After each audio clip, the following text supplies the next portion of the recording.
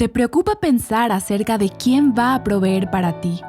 ¿Quién cuidará de tus familiares o qué pasará contigo cuando tus hijos se vayan de casa? El Señor se ocupa de atender cada detalle de sus hijos, de proveer lo que necesitamos cuando lo necesitamos. Él es verdaderamente grandioso en su cuidado y misericordia hacia nosotros. Estás escuchando Aviva Nuestros Corazones, con Nancy de Moss Wolgemuth en la voz de Patricia de Saladín. Hoy es 6 de abril de 2023.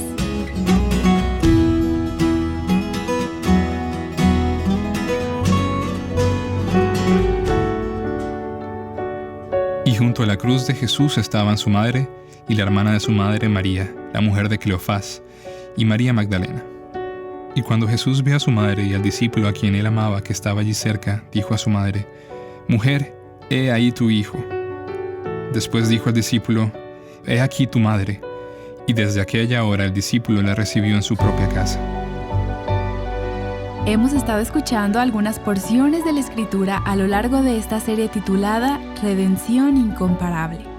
Esto nos ayuda a reflexionar sobre el acto más glorioso de la historia llevado a cabo por Cristo. Hoy nos encontramos en el cuarto día de esta serie y Nancy continúa hablando acerca de las últimas palabras de Jesús en la cruz. Si alguna vez has leído una descripción médica detallada de lo que le pasa a una persona cuando es crucificada, notarás que la causa final de su muerte es por asfixia. La víctima experimenta una gran dificultad para respirar y al estar crucificada de pies y manos, se le hace terriblemente difícil impulsarse hacia arriba y hacia abajo para tomar aire. Y cuando pensamos que a una persona crucificada le falta el aire y que pronunciar cada palabra le cuesta un esfuerzo tremendo, pensaríamos que esa persona quiere guardar su último aliento y no decir nada que no sea absolutamente necesario. Sin embargo, estoy segura que si meditamos en las 7 palabras que Jesús dijo en la cruz, nos daremos cuenta de que cada una de esas palabras es importante, con un propósito, y que cada una de ellas es necesaria. Las 3 primeras palabras que Cristo pronunció en la cruz nos revelan su corazón hacia los demás. Vemos cómo Él le pide a Dios que perdone a sus enemigos y también vemos cómo le asegura el cielo al ladrón que se encuentra a su lado. Y hoy, al estudiar la tercera de estas palabras, veremos cómo Cristo, aún al borde de su muerte por los pecados de este mundo, tenía su mente enfocada en las personas específicas que lo rodeaban. Él estaba más preocupado por las necesidades y el bienestar de ellos que por sus propias necesidades. Él no consideró una pérdida de tiempo, ni de energía, ni de aliento el hablarle a cada una de las personas que estaban allí para ministrarle a sus necesidades. Y cuánto me alegro de esto, pues aún al día de hoy estas palabras ministran a nuestras necesidades. Y veamos esta tercera palabra que Cristo pronunció. Estamos en el Evangelio de Juan, en el capítulo 19, versículo 23. Entonces los soldados, cuando crucificaron a Jesús, tomaron sus vestidos e hicieron 4 partes, una parte para cada soldado. Y tomaron también la túnica. Y la túnica era sin costura, tejida en una sola pieza. Por lo tanto, se dijeron unos a otros: no la rompamos, sino echemos suerte sobre ella, para ver de quién será. Para que se cumpliese la escritura, repartieron entre sí mis vestidos, y sobre mi ropa echaron suertes. Aquí vemos un grupo de soldados indiferentes, endurecidos y preocupados solo por sí mismos, sin importarles nada ni nadie más que ellos y sus propios intereses, ambiciosos, indiferentes a las necesidades de los demás y ciegos a los sufrimientos de aquellos que los rodeaban.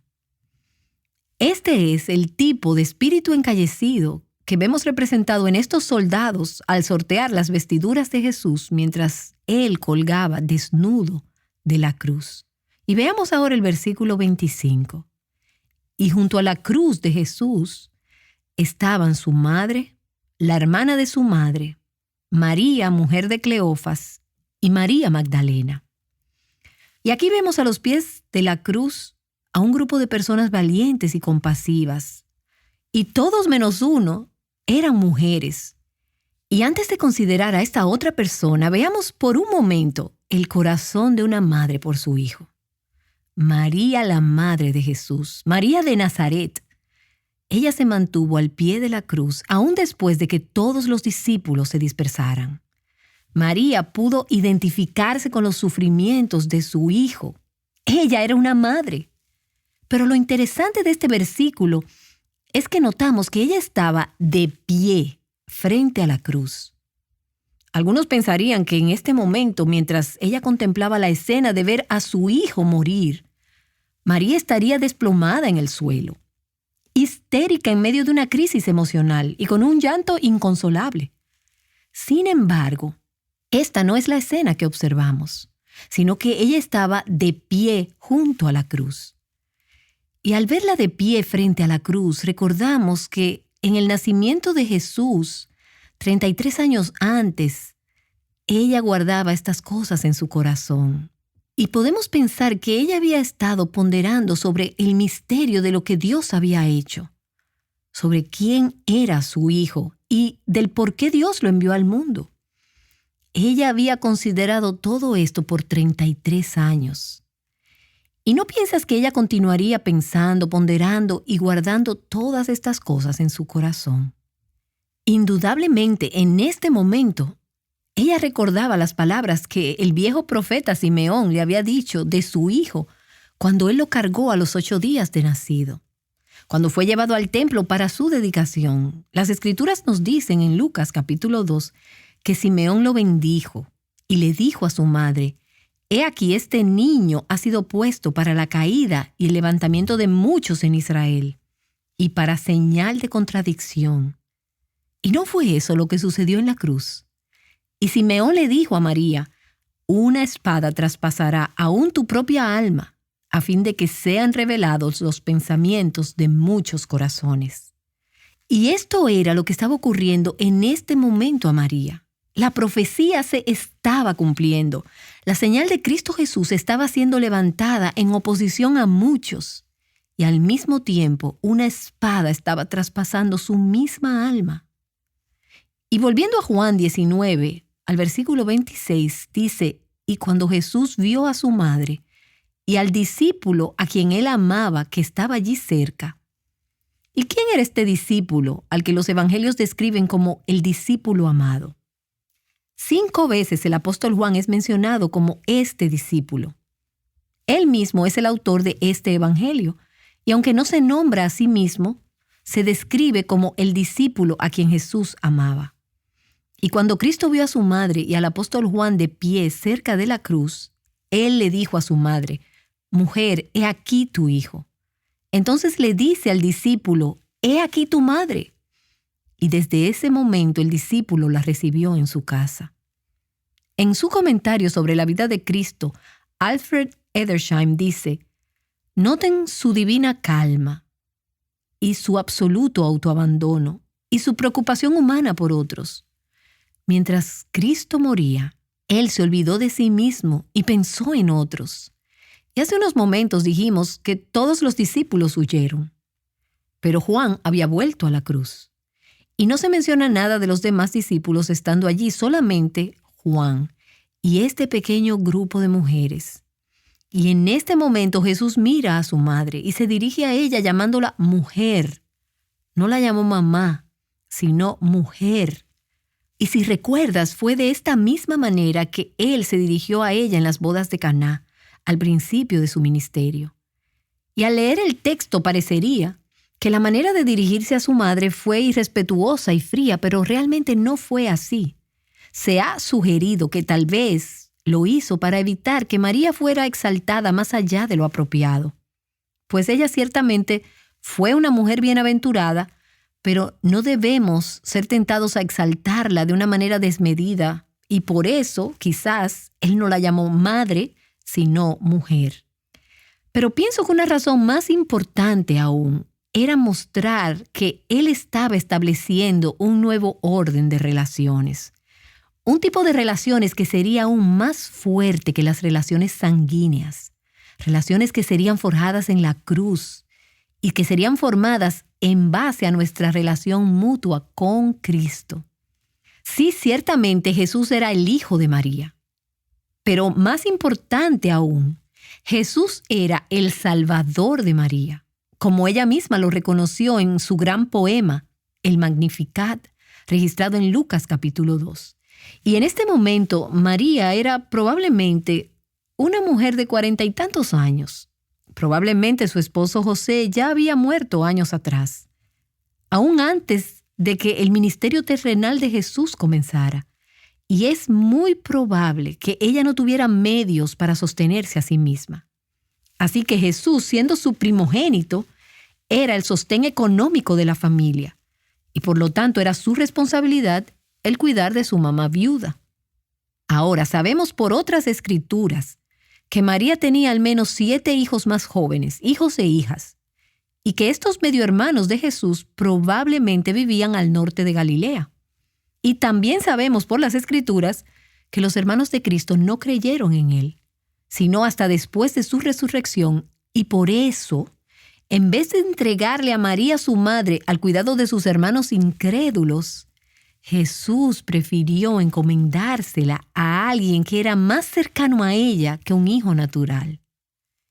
Por eso se la encomendó a alguien que compartía su compromiso con Cristo y compartía su amor fraternal por el Salvador. Se la entregó a Juan, a uno de sus discípulos más cercanos, y quien Jesús sabía que la amaría y la honraría, y que además la cuidaría y proveería para sus necesidades una vez que él se hubiera ido. Y de este relato permíteme hacer 5 observaciones simples, cosas que me hablan a mí y confío que a muchas de ustedes por igual, acerca de nuestra fe.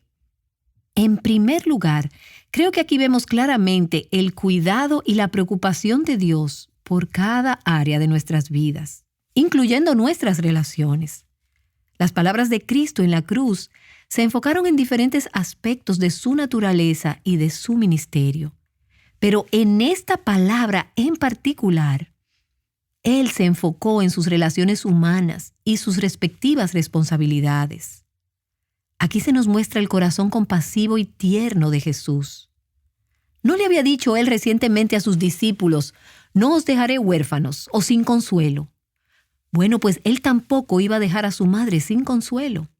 Ciertamente ella recibiría el Espíritu Santo igual que los demás discípulos, pero además Jesús la iba a dejar bajo el cuidado de una persona que se ocuparía de ella y que ministraría a todas sus necesidades.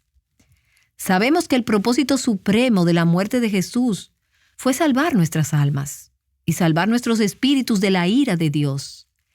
Pero quiero sugerir que Jesús no solamente murió por nuestras almas, sino que también su muerte en la cruz redimió todo aquello que estaba quebrantado y disfuncional en este mundo. Y Él también procuró proveer para nuestras necesidades, para esas carencias que habían sido el resultado de la caída de Adán y Eva, y que no se limitan solamente a carencias espirituales. Aunque es cierto que estas son las más importantes, pero también Jesús vino a redimirnos de necesidades físicas, de necesidades emocionales y de necesidades relacionales. Tenemos un Salvador que se preocupa por cada área de nuestras vidas. Él se ocupó de que su madre tuviese el cuidado y la provisión necesaria para sus necesidades. Él también cuida de nosotros y murió para redimirnos de aquellas carencias que tenemos como resultado de la caída. Dios se preocupa y cuida de cada una de las áreas de nuestras vidas. Ese es el cuidado de Dios en cada área de nuestras vidas. Y en segundo lugar, vemos cómo cada tarea, conforme a la voluntad de Dios, es sagrada, es santa. Aquí vemos a Cristo clavado en un madero, cumpliendo la obra más importante en la historia de la humanidad, llevando a cabo el plan de la redención. Pero en medio de todo esto, Él no pasó por alto algo que quizás muchas personas no hubieran considerado importante. algo que considerarían insignificante como es el ocuparse de las necesidades de su madre. Y esto nos recuerda que ninguna tarea secular es muy pequeña o insignificante. Todo aquello que Dios nos manda a hacer es santo y lo hacemos para Él. Y en ese sentido les diré que estoy muy preocupada con la cantidad de mujeres que he conocido que se dedican a realizar ministerios de todo tipo.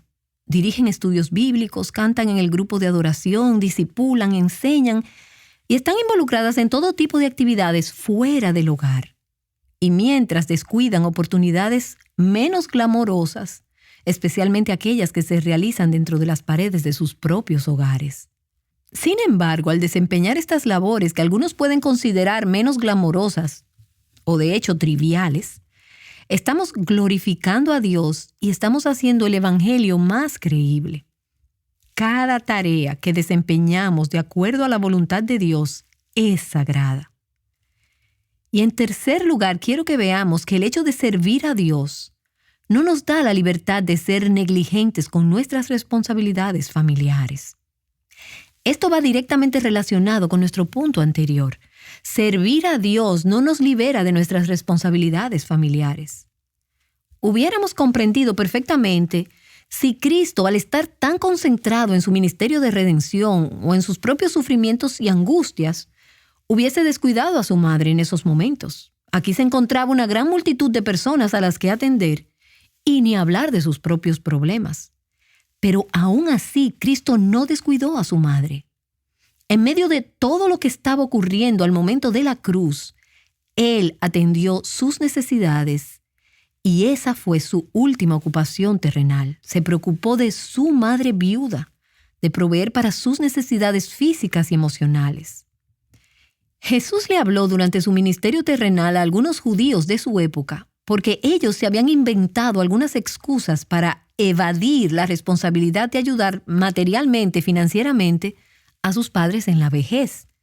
Ellos llamaban corbán aparte de sus ingresos financieros, y esto era una especie de voto que hacían para indicar que esos recursos, es decir, ese dinero que habían separado, era consagrado a Dios, como que pertenecía a Dios y por tanto no podían usarlo con propósitos personales.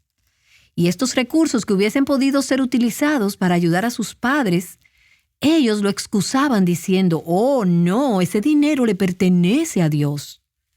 Y esto los hacía parecer espirituales, pero Cristo les dijo, ustedes no son espirituales, más bien son unos hipócritas, haciendo de las tradiciones de los hombres algo más importante que la ley de Dios. ¿Qué dice la ley de Dios? El quinto mandamiento nos dice, honra a tu padre y a tu madre.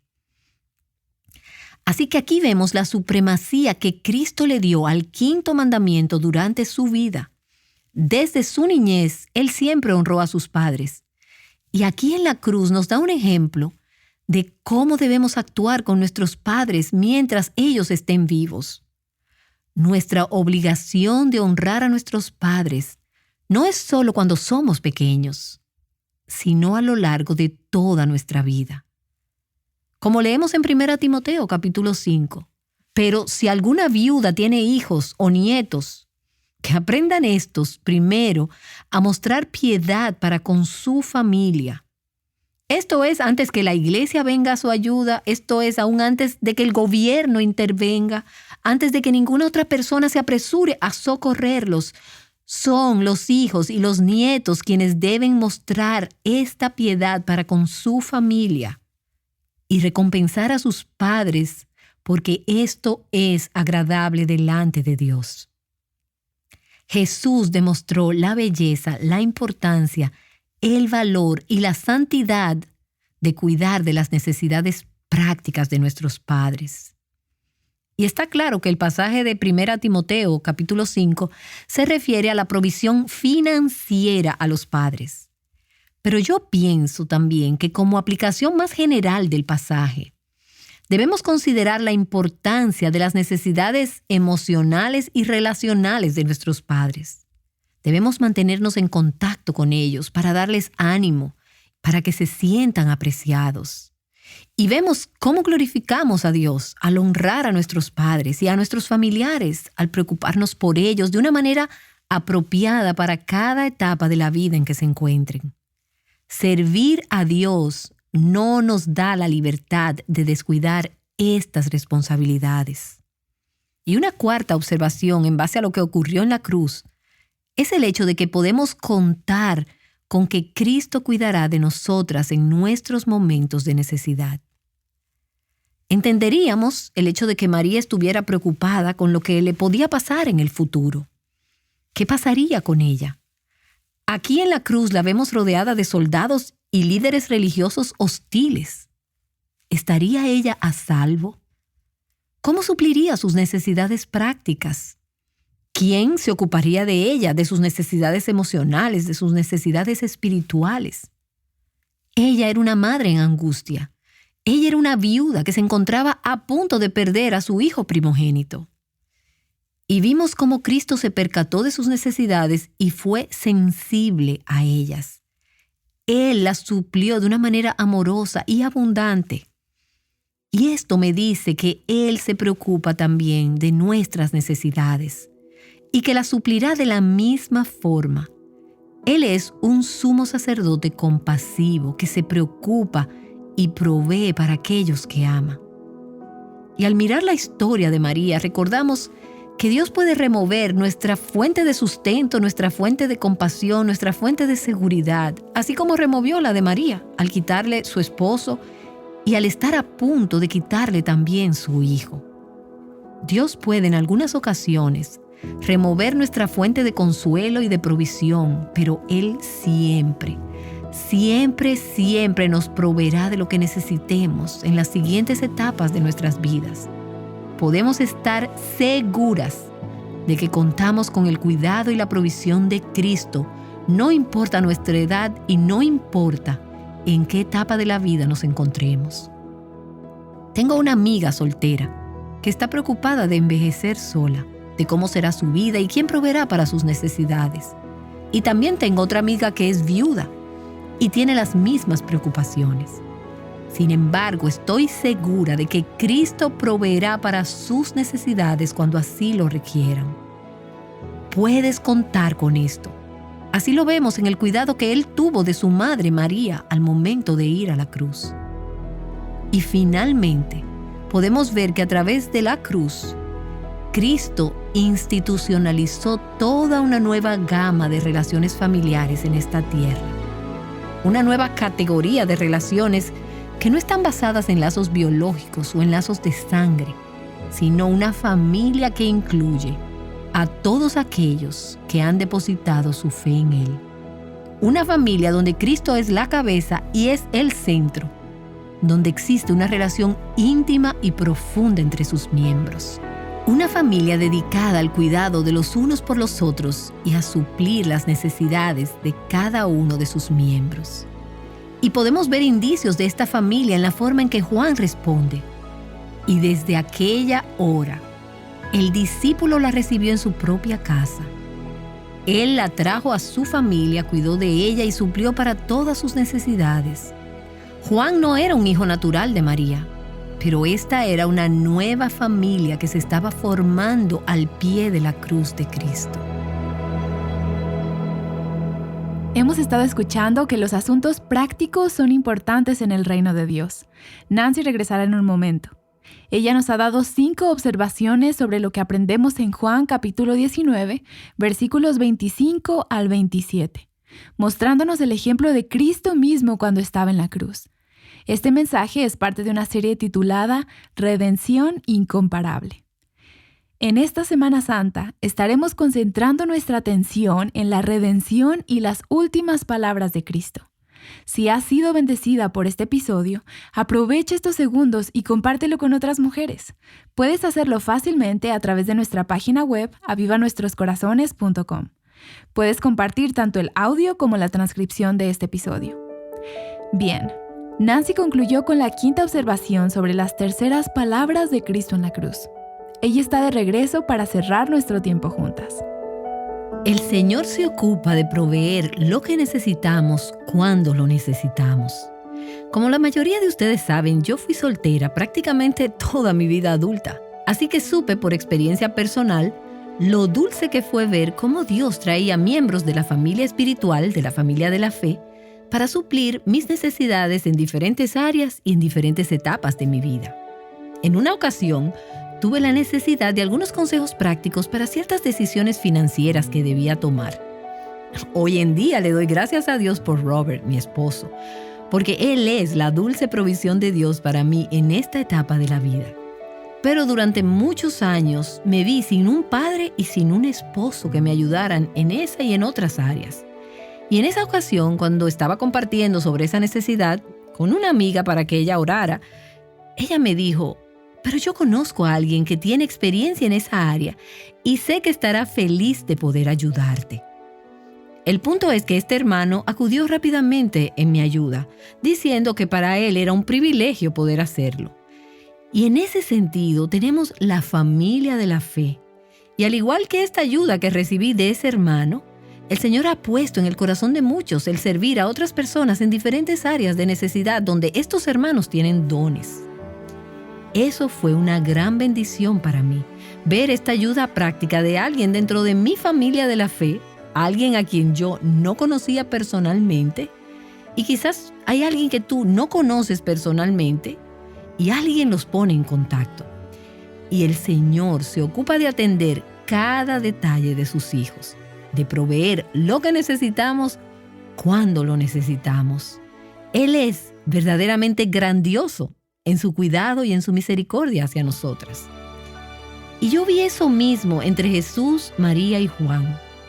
Y me dije a mí misma: sí, el Señor es tan bueno, tan misericordioso al cuidar de cada detalle de nuestras vidas. Y vemos cómo frecuentemente Él lo hace a través de otras personas, de los miembros de nuestra gran familia espiritual.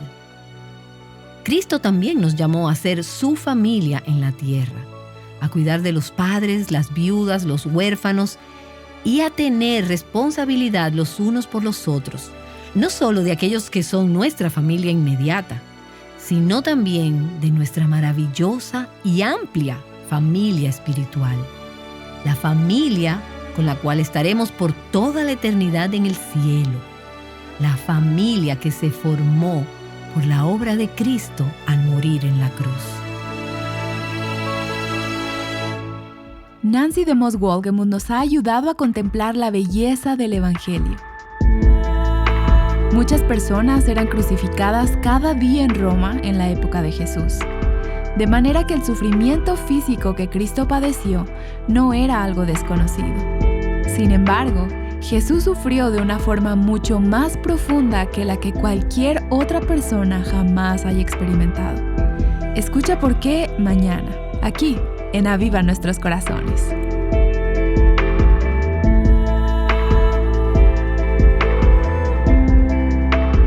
Conociendo al Redentor juntas, Aviva Nuestros Corazones es un ministerio de alcance de Revival Hearts.